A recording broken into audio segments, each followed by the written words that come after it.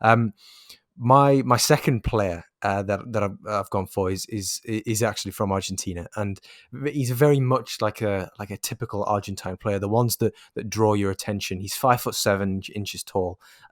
His shot locations are very bad, but but he's a fantastic dribbler, and he's a great player to watch because, as you were saying about earlier, Lee, about the players which have the devil about them. Agustín Urzi at Banfield, he is very much like a Tasmanian devil. I think he's very quick, he's very cheeky. It's hard to stop him. If you kick him, he'll just get up and he'll continue doing it. And I think the reason that I've picked him over all the other players who are very similar in style is that he's an Argentine and Italian dual national, Yep. which means that for a potential move to Europe, that could be made a lot easier if he has an Italian passport or applies for one. So again, he's one who I think could quite easily play out his entire career in South America. Banfield are not exactly a great team in Argentina's top flight. They're a pretty defensive team. They're pretty passive, like lower mid table, not very expansive, tight at the back, and they're lacking going forwards. They don't really have a fantastic attacking sort of setup. It kind of relies on individuality, which is where Ursi comes in. And I think just from watching him, if he was playing in a more expansive setup, one which was counter-attack orientated, but at the same time, it had midfield runners, there was plenty of support where he isn't going down blind alleys, getting fouled a lot and having to move the ball quickly by himself, then I think he could really thrive. But of course, it's pointless trying to work out the various contract and transfer situations with South American players sometimes because there are just so many parties involved. The one thing that always stuck out to me was that just watching through Urzi's clips is that it's like he enjoys being hemmed into tight spaces because he knows he has the ability to get out. He has that wriggle ability, like he's covered in butter. He can just get out between two defenders who've tried to box him in. And I think that's always something which, when supporters return, is always going to be one that gets, fans off their seats and maybe gets the shouts and the chants, that you often get when players do little pieces of trickery. I don't know if you've seen anything of him or anything of Banfield, but he is very much the only reason to watch them, I think, from sort of my very limited viewing. Yeah, he definitely is. Just as a direct comparison, I think that Urzi is essentially Lorenzo Insigne at Napoli. Very good point. I hadn't made that assumption, but yeah, that is very good. He has the same profile, the same characteristics, the same, not nastiness. He's got the bit of the bastard about him, for want of a better word, and that could be something that's very, very evident when you watch him play at any level. I think that if you took the fact that Napoli are now quite a successful team out of the equation, if Napoli were mid-table, you would essentially see Insigne making the same choices that Urzi makes when he's playing for Banfield, because you're right, they're not great. But I think that if he moves to a club with a more attacking profile, I think they'll get more out of him. What you do have to watch is that he is so fiery. He's the kind of player who will argue with officials. He'll argue with teammates. He'll argue with himself. He'll argue with people in the crowd. He's got that fire within him, which is, like we've already talked about. It's no bad thing if a player can learn how to control that and harness that kind of temper. Then they can be great. I think you're right. He's so good in tight situations, not just because of his size. When he's quite small and can wriggle past players, but he likes contact from defenders. You see him. He has that pause when he receives the ball with the back to goal. He pauses and he waits for the defender to make contact, and then he uses that contact just to move away and pass the defender. He's definitely somebody who's interesting. I would like somebody to just explain the concept of XG and to him a little bit, because he will literally shoot from anywhere. You'll see him get the ball in crossing situations and he tries to ping it at the far corner instead of taking the perhaps better option. But that's something that can be coached into a player. And to be perfectly honest, I remember Lorenzo Insigne as a young player, and that was the same kind of criticism that was levelled at him, and still can be sometimes. Insigne likes a shot from an angle too. Definitely an interesting player, one that I hadn't actually considered for my list, but somebody who I have got on shortlist somewhere.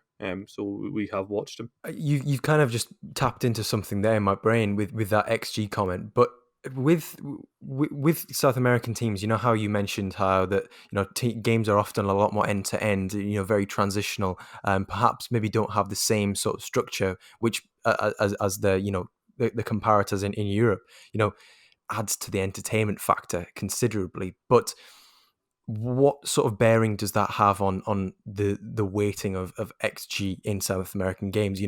If you look at a player who's got hugely inflated XG numbers because he plays in a South American competition, is that something which you'd perhaps put less emphasis on if you were doing it in a scouting and consultancy role, because you know that for whatever reason, the team that he plays for are very very gung ho. They're going to concede a lot of chances, but they're also going to create a lot. Is there something where you'd have to perhaps add in a little mental caveat that his XG may be fantastic, but that's as a byproduct of the division that he's playing in? Yeah, and I think that's something that you always have to be aware of within South American footballers when you're scouting forwards in particular, that goals per 90, XG per 90, shots per 90. I mean, you talked about the fact that Brenner had so many shots within the penalty area alone, and that there are strikers that are very, very good in European football that don't manage 3 shots per 90 in general, never mind within the penalty area.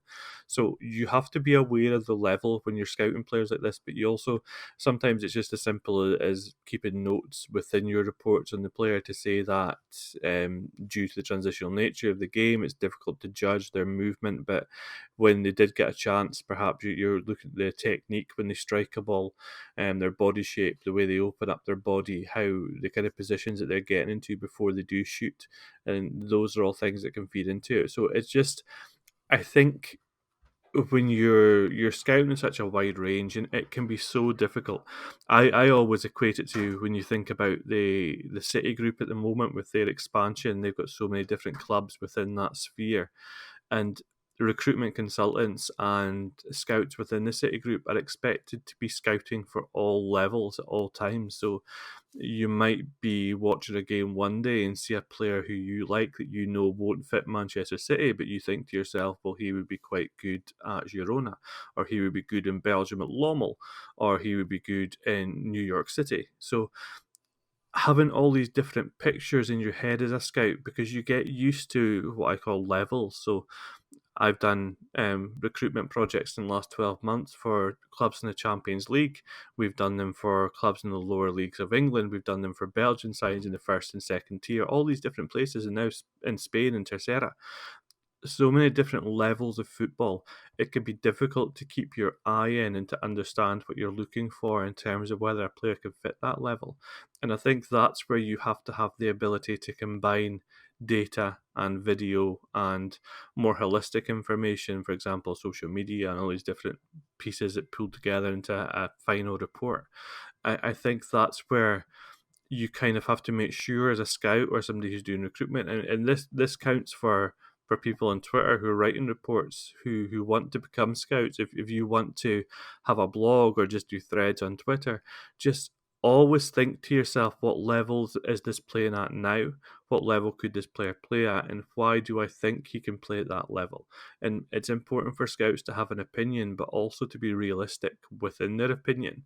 And I think when you're looking at South American leagues, you are talking about team games where XG may be weighted slightly differently than it would be in Europe, because it can be so open, or you can have a Boca Juniors playing against a team who come from a provincial town within Argentina who don't have a fraction of the budget, and the games can be skewed that way. So you do have to take that into account. But I think that's why it's important that when you're scouting players, especially in South America, that you do so over multiple matches. So if we have a specific target within South America, I think as opposed to what would be normal practice might be you would watch 5 games. So you would watch him play at home, you'd watch him play away, you'd watch him play a couple of games against teams at the top of the table, and maybe one against a team at the lower end of the table. And you're just trying to build a full picture on what that looks like. I think for players in South America, you might up that to 8 to 10 games, and then you're trying to build a full picture across the spectrum that way. because there are so many variables that are going to be at play that mean that if you watched sort of the 5 games, the home away, as you just mentioned there, you perhaps wouldn't get the full picture, Yeah, or as close to a full picture. Yeah, no, I understand where you're coming from there. I think that's a fair assumption to make. And, that when we're saying all this, it's not a slant towards South American football. As we've no, said, it no, is absolutely one of the most entertaining, regions of world football. And that's, that at the end of the day, we can talk about scouting and consultancy all day, but sometimes you just want to sit down and watch an entertaining game. That's why from the Copa Libertadores, whenever it's on TV over here, it's always a great watch because it's such a refreshing, it's such refreshing viewing. Um, yeah, and you do end up stumbling across players who you may see pop up at Udinese or Cagliari or Bologna or yeah. God knows where in a few years' time. So it's always interesting from multiple angles.